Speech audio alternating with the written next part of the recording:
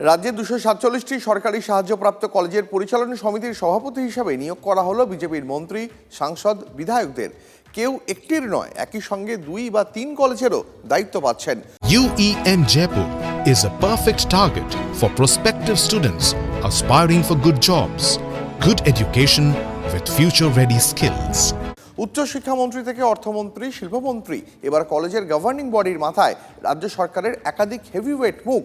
College পরিচালনায় জনপ্রতিনিধিদের ভূমিকা বাড়িয়ে কি বার্তা দিতে চাইছে নতুন সরকার?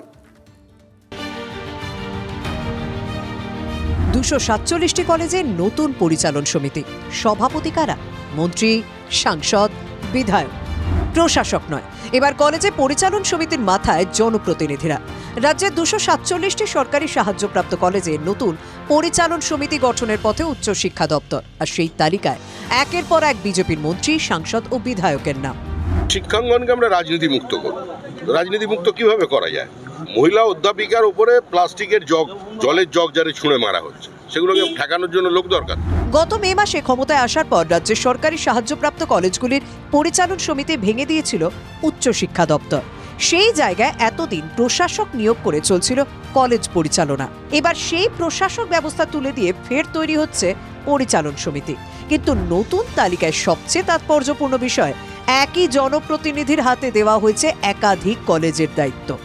উচ্চশিক্ষা দপ্তরের দায়িত্বে থাকা মন্ত্রী নিজেও এবার সরাসরি কলেজ পরিচালনার দায়িত্বে।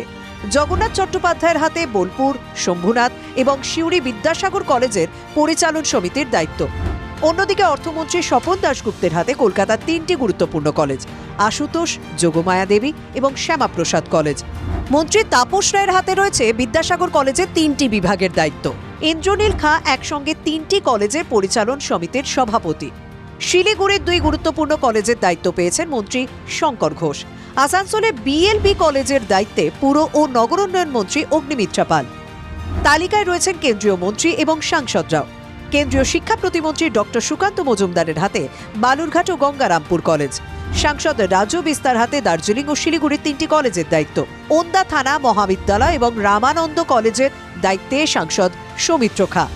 কলকাতার কলেজগুলিতেও বিজেপি বিধায়কদের দায়িত্ব দেওয়া হয়েছে। সজল ঘোষের হাতে বঙ্গবাসী কলেজ, বঙ্গবাসী ইভিনিং এবং বঙ্গবাসী মর্নিং কলেজ।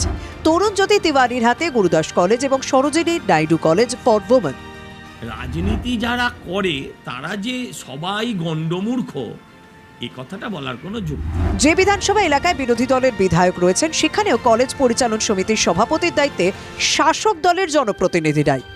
একচেটিয়া শুধু বিজেপির এমএলএদের বসালো, এমনকি এক এলাকার এমএলএকে তার থেকে বহু দূরে অন্য জায়গায় বসিয়েছে।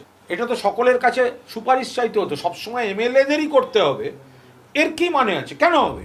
বাড়ি যেমনকার তেমনই আছে, রং পাল্টেছে, বাড়ির মালিকের পরিবর্তন হয়েছে, কিন্তু বাড়ির কোনো পরিবর্তন হয়। যা দেখেছি তৃণমূল আমলে, তাই দেখছি বিজেপি আমলে। সংশ্লিষ্ট মহল মনে করছে, জনপ্রতিনিধিদের সরাসরি দায়িত্ব দিলে কলেজের সমস্যা দ্রুত প্রশাসনের কাছে পৌঁছবে।